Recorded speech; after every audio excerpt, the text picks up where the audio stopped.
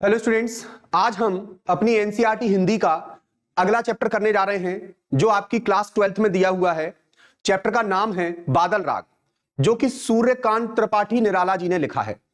निराला जी महाकवि हैं और छायावाद के प्रमुख स्तंभों में से एक हैं।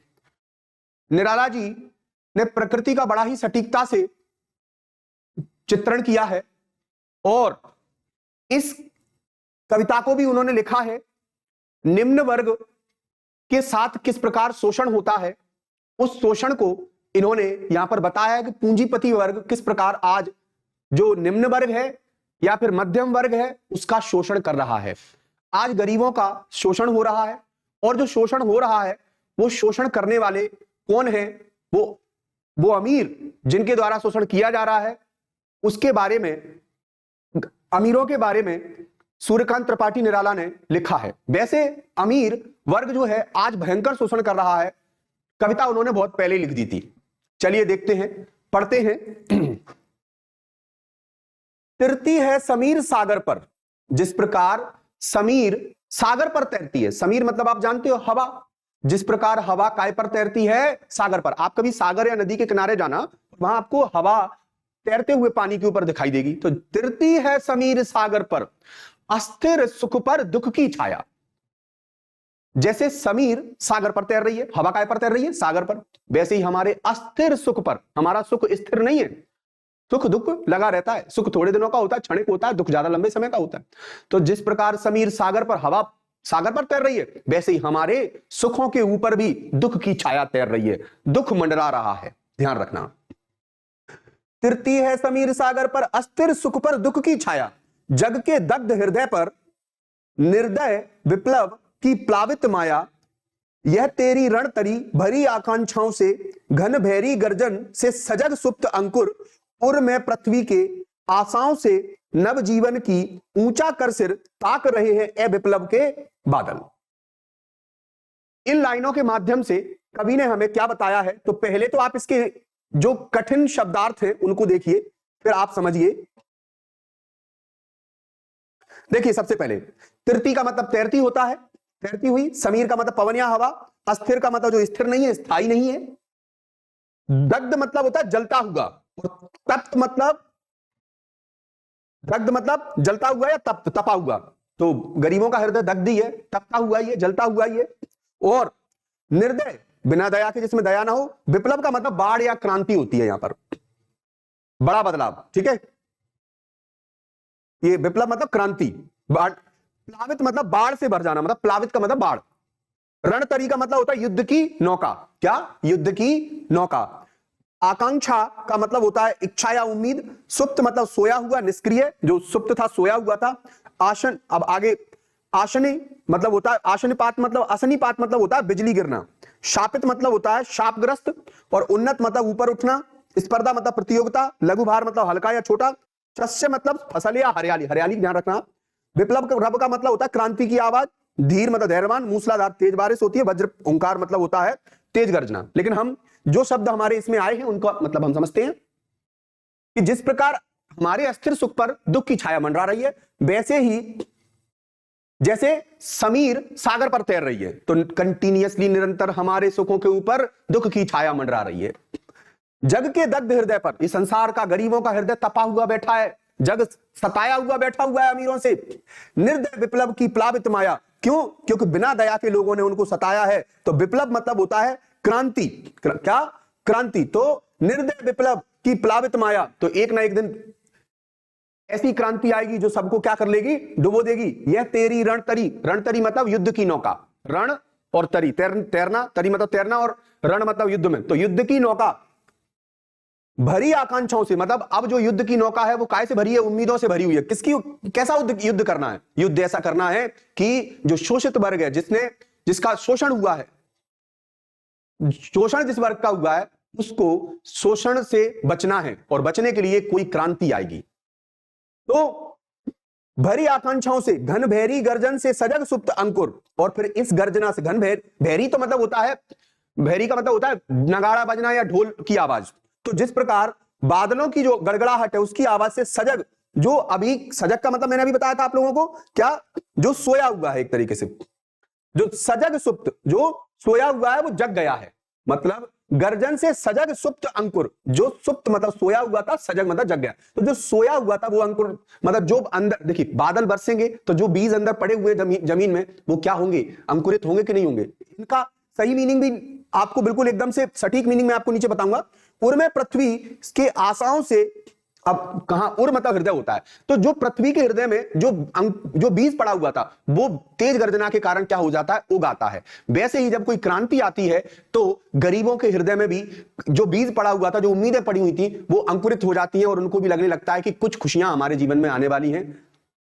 नवजीवन की, क्योंकि उन्हें आशाएं क्या रहती है, उर में पृथ्वी के आशाओं से, उर मतलब हृदय, पृथ्वी के आशाओं से नवजीवन की ऊंचा कर सिर, अब ऊंचा करके ताक रहे हैं कि हमारे लिए भी उम्मीदें हैं, जीवन आने वाला है, क्योंकि तेज बादल गरज रहे हैं ना, इसलिए तो जैसे बीज कांप रहे हैं, तेज बादल गरजने की बीज जो है ताक रहे हैं तेज बादल गरजने की वजह से, वैसे ही किसको उम्मीद है, गरीबों को उम्मीद है तेज बादल गरजने, मतलब कोई क्रांति आने की वजह से, कि जब कोई क्रांति आएगी तो अमीरों का पैसा अमीरों के अधिकार से हटा दिया जाएगा और उस पर किसको अधिकार दे दिया जाएगा, गरीबों को अधिकार दे दिया जाएगा। तो उर्मे पृथ्वी के आशाओं से नव जीवन की ऊंचा कर सिर ताक रहे हैं ए विप्लव के बादल। तो इस प्रकार ऐसे बाढ़ और क्रांति के बादलों को ताक रहे हैं कि हमारी जीवन में भी कोई उम्मीद जागे। तो देखिए हम इसका संदर्भ प्रसंग समझते हैं। यह पद्यांश छायावादी कवि सूर्यकांत त्रिपाठी निराला की रचना बादल राग से लिया गया है। इसमें कवि ने दलित, पीड़ित, वंचित और शोषित वर्ग के लिए क्रांति का आह्वान करते हुए कि एक क्रांति आओ, क्रांति मतलब बदलाव की कोई उम्मीद, बादलों को क्रांति के प्रतीक के रूप में प्रस्तुत किया है। और देखिए वैसे संदर्भ में आपको क्या लिखना चाहिए कि प्रस्तुत पद्यांश हमारी पाठ्य पुस्तक आरोह के बादल राग नामक पाठ से लिया गया है, जो सूर्यकांत त्रिपाठी द्वारा लिखित है, सूर्यकांत त्रिपाठी जी के द्वारा लिखित है। अब प्रसंग पढ़ेंगे हम। इस पद्यांश में कवि ने क्रांति के प्रतीक बादलों के माध्यम से समाज में पीड़ित और शोषित वर्ग के दुखों का वर्णन किया है। उन्होंने इस वर्ग की समस्याओं का समाधान क्रांति को मानते हुए एक नए जीवन की आशा और उत्साह का संदेश दिया है। वास्तव में जो गरीब वर्ग है उसके जीवन में तभी कुछ भला हो सकता है जब कोई ऐसी क्रांति आए जिस क्रांति में जो शोषण करने वाले लोग हैं उनके जो अधिकार हैं उनको छीन लिया जाए, उनके पास जो उल्टे सीधे अधिकार हैं जिस तरीके से वो शोषण करते हैं लोगों का, उनको खत्म कर दिया जाए और गरीबों का तभी भला हो सकता है। व्याख्या देखते हैं हम। कवि बादलों को देखकर कहते हैं कि जैसे हवा समुद्र और लहरों पर तैरती है, उसी प्रकार मानव जीवन में अस्थिर सुखों पर दुख की छाया मंडराती रहती है। हमारे सुख के ऊपर भी तो दुख मंडराता रहता है। संसार के पीड़ित और शोषित वर्ग के तप्त हृदयों में, संसार शोषित है, बेचारा पीड़ित है, उसके हृदय तप रहा है, तपे हुए हृदयों में क्रांति रूपी बादलों की छाया है। अब तो उनको क्रांति चाहिए, मतलब कुछ बदलाव चाहिए। कवि के अनुसार तभी तो नेताओं को भी बदल देते हैं, जो जब क्रांति आती है ना युवाओं में, तो फिर जो करप्ट नेता होते हैं ना उनको हटा दिया जाता है। कवि के अनुसार ये बादल युद्ध की नौका के समान है, जो सदियों से शोषित लोगों की आशाओं से भरी हुई है। इन बादलों की गर्जना जो नगाड़े की आवाज के समान है, शोषित वर्ग को एक नई ऊर्जा और जागरूकता प्रदान करती है। जो बेचारा सताया हुआ वर्ग है उसे एक नई ऊर्जा मिलती है, नई उम्मीद मिलती है, क्योंकि बादल गड़गड़ाते हैं। वैसे देखो बादल गड़गड़ाते हैं तो किसान के अंदर और जो जमीन में बीज पड़े हुए उनके अंदर एक उम्मीद जागती है। वैसे ही जब कोई क्रांति आती है तो गरीबों के अंदर एक उम्मीद जागती है कि अब तो कुछ भला होगा, क्योंकि हमारे पास पहले भी कुछ नहीं था और अब भी कुछ नहीं है, तो जो भी बुरा असर पड़ेगा वो पैसे वालों पर पड़ेगा। हम तो जैसे थे उससे और बुरे तो हो नहीं सकते, अच्छे ही हो सकते हैं। तो जैसे बारिश की प्रतीक्षा में धरती अंकुर बाहर झांकते हैं, धरती से अंकुर बाहर झांकते हैं, वैसे ही पीड़ित वर्ग क्रांति की आस लेकर जागृत होता है कि क्रांति आएगी, कुछ तो बदलाव आएगा। इस पद्यांश के माध्यम से कवि यह संदेश देते हैं कि क्रांति से शोषित वर्ग को नए जीवन और समान अवसर प्राप्त होंगे, क्योंकि वो समान अवसर की उम्मीद में लगा हुआ है। तो आपको समझ में आ गया होगा कि इसलिए उसने ये लाइनें लिखी हैं। तृतीय है समीर सागर पर अस्थिर सुख पर दुख की छाया, जग के दग्ध हृदय पर निर्दय विप्लव की प्लावित माया, यह तेरी रणतरी भरी आकांक्षाओं से घन भैरी गर्जन से सुजग सुप्त अंकुर, उर्मे पृथ्वी के आशाओं से नव जीवन की ऊंचा सिर कर सिर ताक रहे हैं ए विप्लव के बादल।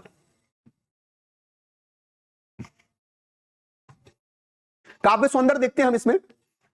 विषय वस्तु, बादलों को क्रांति का प्रतीक मानकर उनका मानवीकरण किया गया है। मानवीकरण अलंकार क्या होता है? जब प्रकृति में मानव जैसे गुण बता दिए जाए। ताक रहे हैं ए विप्लव के बादल, ताक रहे, बादल कहां ताकेंगे? तो भाव पक्ष क्या है? पूंजीपतियों के विरुद्ध, भाव में क्या है? पूंजीपतियों के विरोध में है, कि जो कैपिटल है उनके विरोध में है आम जनता।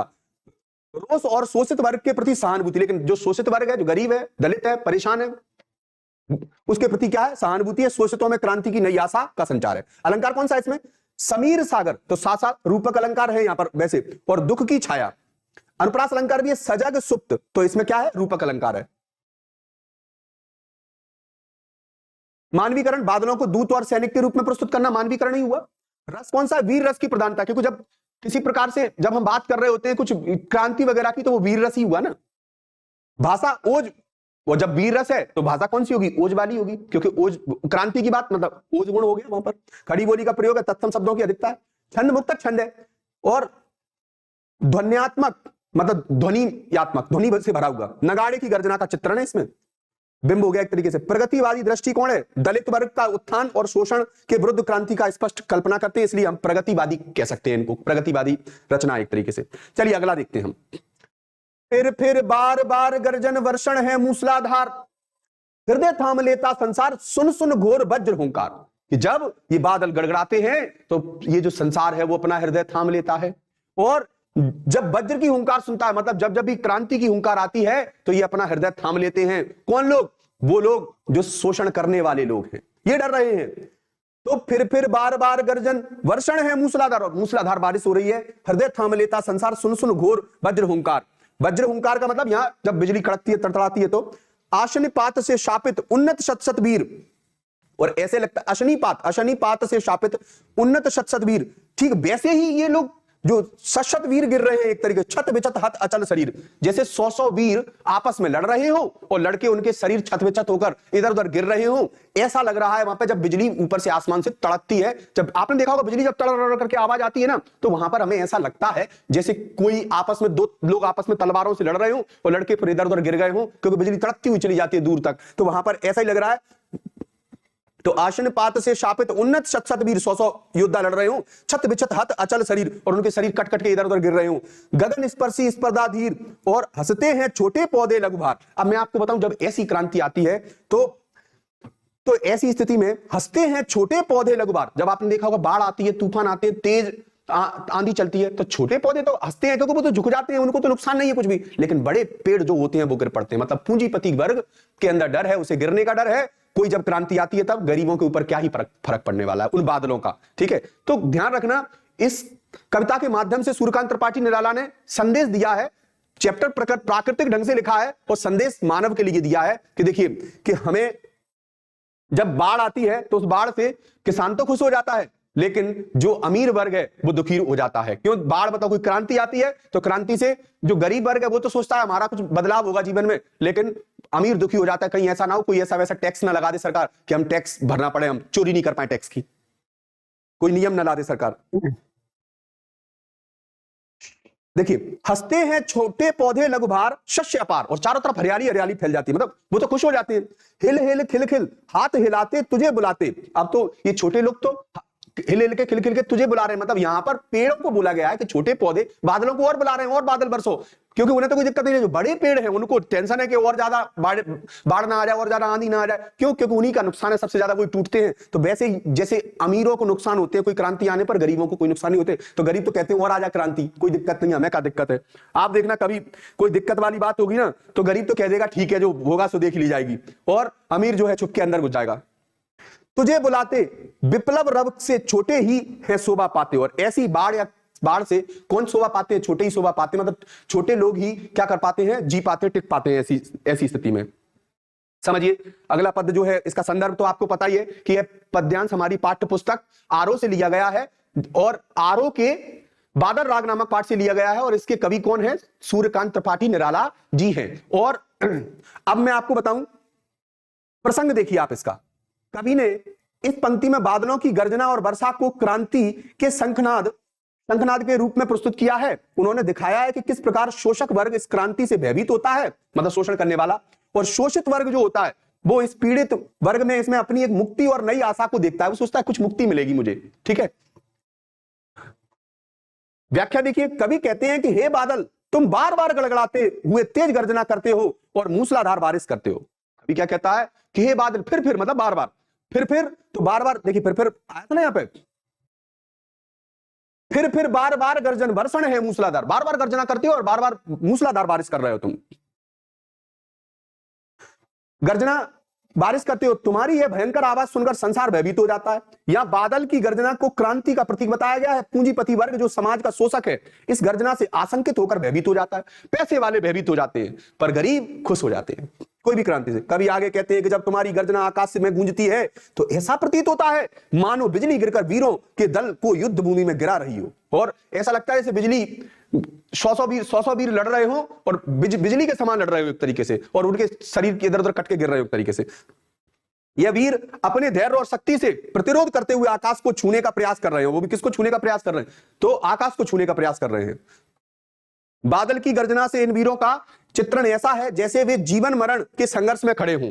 शोषित और पीड़ित वर्ग जो कमजोर और हल्के पौधों के समान है, जो क्योंकि शोषित है वो तो बेचारा, उसको उससे भी ज्यादा नुकसान बुरा क्या होगा उसका, पहले से वो दाने दाने का मोहताज है बेचारा, और हल्के पौधों के समान है। तुम्हारी क्रांति की आहट सुनकर प्रसन्न हो उठता है।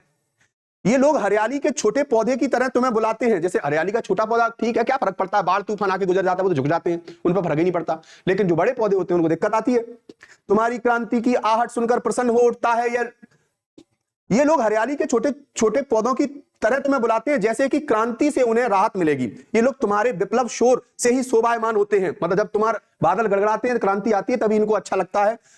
कभी इस प्रतीकात्मक चित्रण के माध्यम से शोषित वर्ग की आशा और क्रांति की महत्ता को उजागर करते हैं। तो ध्यान रखना, प्रतीकात्मक वर्णन है यहां पर कवि का।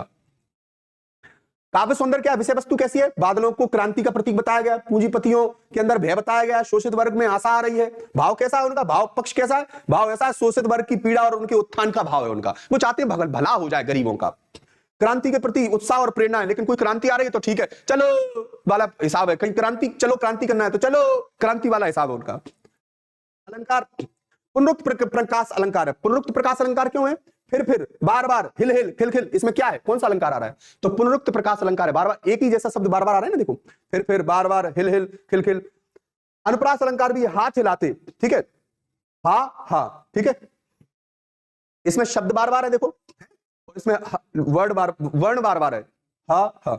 मानवीकरण कैसे? बादलों को क्रांति का दूत माना गया तो मानवीकरण हो गया, क्योंकि दूत तो इंसान होता है।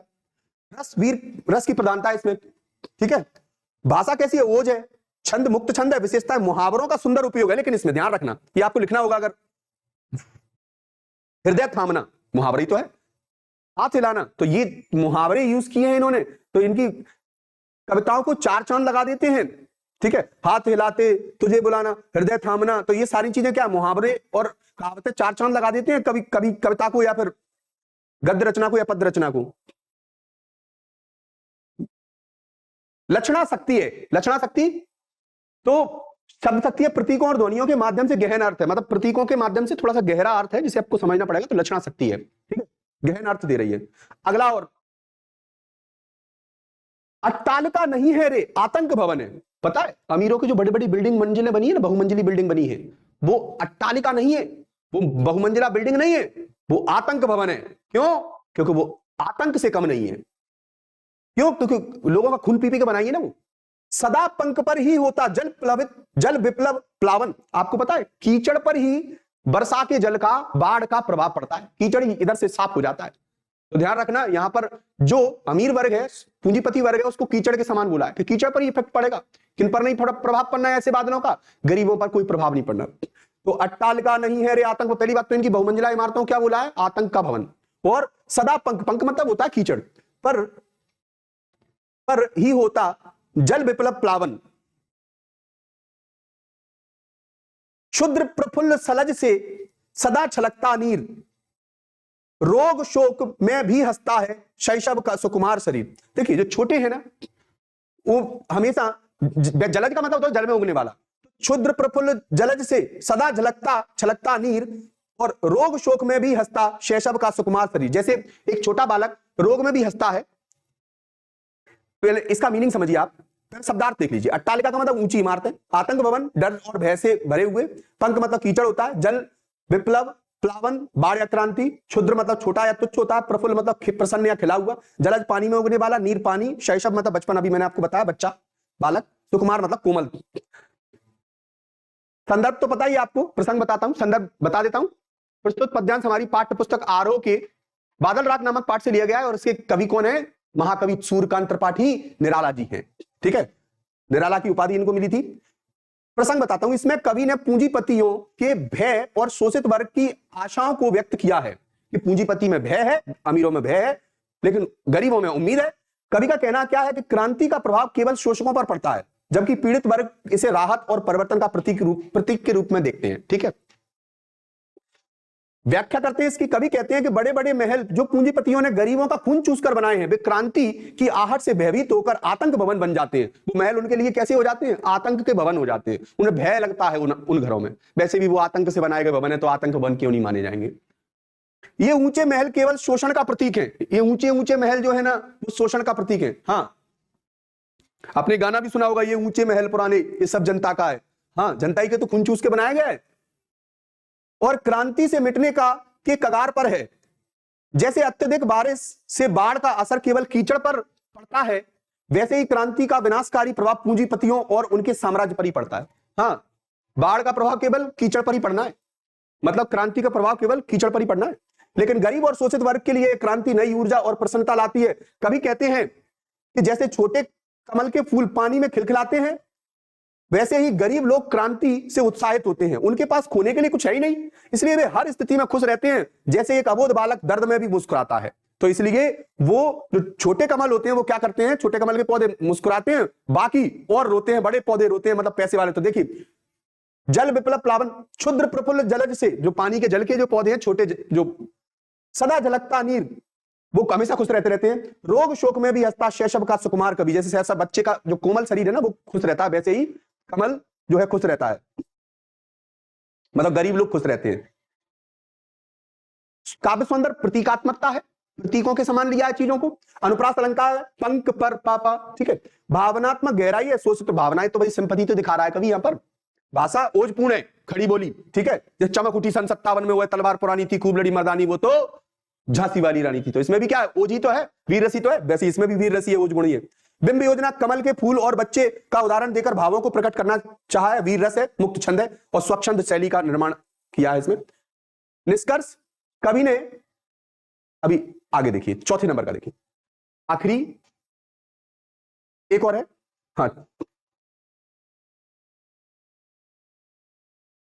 4 ही है, आखिरी रह गया, इसको पढ़ते हैं हम, देखते हैं। रुद्ध कोश है, मतलब रुद्ध का मतलब होता है भरा हुआ, और कोश मतलब भंडार। इनके पैसे के खजाने भरे हुए, सोना चांदी जेवर। रुद्ध कोश है, क्षुब्ध तोष है, लेकिन संतोष क्षुब्ध है, थोड़ा है।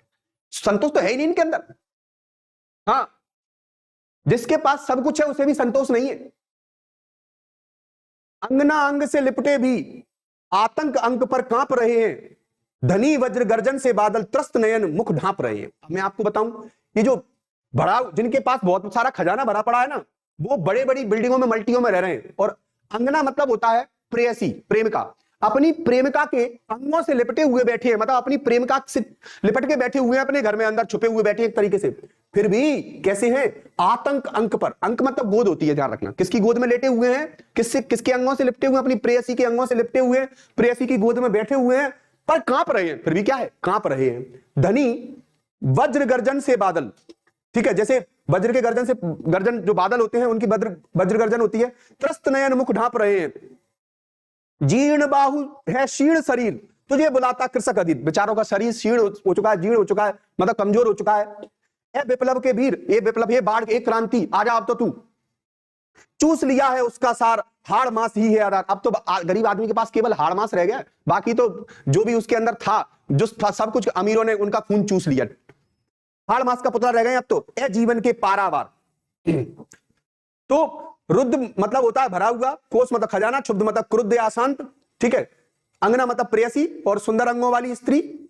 अंक मतलब गोद, त्रस्त भयभीत, जीर्ण मतलब पुरानी या शिथिल, क्षीण मतलब कमजोर, कृषक मतलब किसान, अधीर मतलब धैर्य रहित, विप्लव मतलब क्रांति, सार मतलब प्राण और हाड़ मतलब हड्डियां, पारावार मतलब सागर। तो ध्यान रखना, यह जीवन सागर या जीवन। ठीक है, तो जीवन के पारावार, तो ये जीवन के सागर एक तरीके से। तो हमारे जीवन का जो सागर है वो क्या कर लिया उन लोगों ने? हाड़ मास ही छोड़ा है, उसमें कुछ नहीं छोड़ा।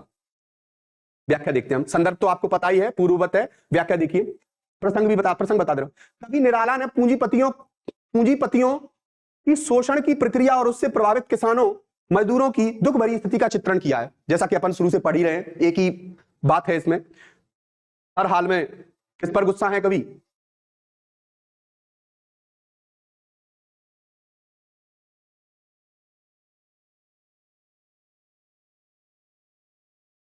संदर्भ मैंने लिखा नहीं है इसमें, ठीक है, प्रसंग ही पढ़ लेना आप, संदर्भ तो वही है सेम। व्याख्या देखिए, कभी क्रांति के प्रतीक बादल से पूंजीपति के खजानों का चित्रण करते हुए कहते हैं कि इन धनवानों ने गरीबों का शोषण किया है और अपनी भौतिक सुख सुविधाओं का निर्माण किया है, लेकिन फिर भी उनकी प्यास कभी शांत नहीं हुई। हाँ, अमीरों की प्यास कभी शांत नहीं हुई। एक ही जगह शांत होती है जब राम नाम सत्य हो जाती है, तब उनका लोभ और इच्छा बढ़ती जाती है। हाँ, इच्छा तृष्णा बुझती नहीं है इनकी, तृष्णा सींची ना बुझे दिन दिन बढ़ती जाए, और जब आशा के फूल जो जो घन मेघा फुमलाए, वैसा हिसाब है इनका। जितना पैसा आता जाता है ना, उतनी सड़ी सी शकल बनाते जाते हैं, से होते हैं धनवान। बुझती नहीं है इनकी इच्छा, खत्म नहीं होती प्यास इनकी। तो कभी क्रांति के प्रतीक बादल से पूंजीपतियों के खजानों का चित्रण करते हुए कहते हैं कि इन धनवानों ने गरीबों का शोषण किया है, अपनी भौतिक सुख सुविधाओं का निर्माण किया है, लेकिन फिर भी उनकी प्यास कभी शांत नहीं हुई, उनका लोभ और इच्छा बढ़ती जाती है। वहीं आहट से क्रोधित अधीर किसान अब क्रांति के लिए तैयार है, और किसान तो अब क्रांति के लिए तैयार है। वे क्रांति के दूत बादल का आह्वान कर रहे हैं, और क्रांति का दूत किसे बोला गया है? यहां पर बादल को बोला गया है कि क्रांति का संदेशा लेकर कौन आता है? बादल लेकर आता है। बादल एक्चुअल में वैसे तो बारिश लेकर आता है, पर ये बारिश अमीरों के लिए बेकार होती है। अमीर तो दुखी हो जाते हैं, लेकिन किसान खुश हो जाता है, क्योंकि अमीरों के तो व्यवसायियों के तो बिजनेस बंद हो जाते हैं उस समय, लेकिन किसान के तो कम से कम खेती किसानी चालू हो जाती है, तो वो खुश हो जाता है। बेचारे अब हड्डियां तक सिमट चुके हैं, इतनी बुरी स्थिति हो गई है, उनका जीवन चूस लिया गया है, लेकिन वे पुनः जीवन के लिए क्रांति की उम्मीद लगाए हुए हैं। काव्य सौंदर्य देखिए, चित्रात्मक शैली है, मानवीकरण अलंकार है, ठीक है, विप्लव के वीर, अनुप्रास अलंकार है, अंगना अंग अंक पर कांप, जैसे देखिए तो ये अनुप्रास अलंकार है अंगना अंग में, ध्यान रखना, अंगना अंग अंक। करुण रस है, शोषित वर्ग के प्रति लिख रहे हैं तो करुण ही है वो। संबोधन ए विप्लव के वीर, संबोधन किया गया है इसमें। तो खड़ी बोली है और मुक्तक छंद है। रुकिए, चैप्टर तो कंप्लीट हुआ, पर जाइएगा कहीं नहीं, अभी आपको मैं जीवन परिचय और बताऊंगा कवि सूर्यकांत त्रिपाठी निराला का, जिसके आपके पेपर में आने के बहुत ज्यादा चांसेस रहते हैं, क्योंकि ये महाकवि बहुत ही शानदार कवि हैं। ध्यान रखिए, इनकी एक फेमस रचना है कुकुरमुत्ता, याद रखना। सूर्यकांत त्रिपाठी निराला जीवन परिचय और एवं रचना इनकी देखते हैं। इनका जीवन, सूर्यकांत त्रिपाठी निराला हिंदी साहित्य के महान कवि और छायावाद के स्तंभ थे। ध्यान रखना, काय के स्तंभ थे? छायावाद के। उनका जन्म 21 फरवरी 1896 को बंगाल के मेदिनीपुर जिले में महिषादल राज्य में हुआ था। उनके पिता का नाम राम सहाय त्रिपाठी था और वे महिषादल राज्य के कर्मचारी थे। निराला जी का बचपन बंगाल की शस्य श्यामला धरती पर व्यतीत हुआ। ध्यान रखना, बंगाल की हरियाली में इनका जन्म हुआ, मतलब बचपन बीता इनका। उन्होंने अपनी प्रारंभिक शिक्षा मैट्रिक तक प्राप्त की। इसके बाद संस्कृत, हिंदी, उर्दू, अंग्रेजी भाषाओं का अध्ययन किया। उनका जीवन संघर्षों और दुखों से भरा हुआ था, लेकिन आप ध्यान रखना, इनका जीवन संघर्षों दुखों से भरा पड़ा था। ये हमारे पेपर में तो नहीं आएगा, लेकिन इनकी भाषा इनका भाव पक्ष और कला पक्ष जो है हमारे पेपर में आ सकते हैं।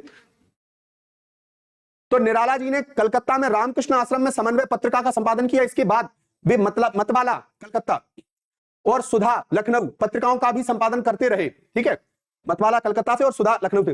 निधन 15 अक्टूबर 1961 को इलाहाबाद में हुआ था। उनका साहित्य जीवन की गहरी समझ और विविध आयामों से भरा हुआ था। प्रमुख रचना कौन सी? निराला जी की साहित्य की, वैसे तो बहुमुखी कवि थे, बहुमुखी मतलब कई प्रकार की रचनाएं कर लेते थे, जिसमें कविता, उपन्यास, कहानियां, निबंध, रेखा चित्र, जीवनियां,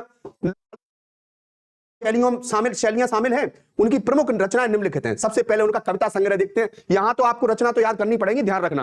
कविताओं में सबसे अच्छी रचना उनकी मुझे अनामिका ही से शायद ये एक पोएम जो है इनकी उद्धृत है। अनामिका, परमिल, गीतिका, बेला, नए पत्ते, तुलसीदास, राम की शक्ति पूजा, सरोज स्मृति। ध्यान रखना, सरोज स्मृति जो है ना, सबसे अच्छा शोक गीत है, ध्यान रखना। सबसे अच्छी शोक कविता जो है, शोक के ऊपर जो लिखी गई है, वो सरोज स्मृति है, दुख के ऊपर। ठीक है, तो अनामिका, परमिल, गीतिका, ये आप याद रखना। ठीक है, अनामिका, परमिल, गीतिका। गद्य साहित्य में चतुरी चमार, कौन सा चमार? चतुरी चमार, प्रभावती, बिल्लेसुर, बकरिया, चोरी की पकड़, कौन की पकड़? चोरी की पकड़, काल कारनामे आदि। ठीक है, ऐसी ये रचना है तो इसमें आप 2 कर लेना कि गद्य में चतुरी चमार और चोरी की पकड़। रेखा चित्र में कुल्ली भाट, कौन सा भाट? कुल्ली भाट, भाट, ठीक है। निबंध में चाबुक कर लेना, ठीक है। जीवनियों में भीष्म कर लेना, जीवनी कौन सी? भीष्म, ठीक है।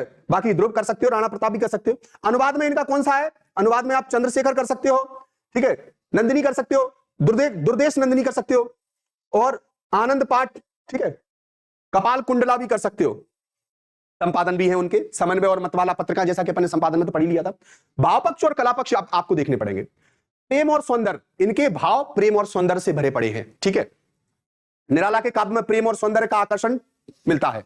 आप पढ़ लेना इसको अच्छे से, वीडियो को स्टॉप करके। मैं हेडिंग इसकी बता रहा हूं आपको।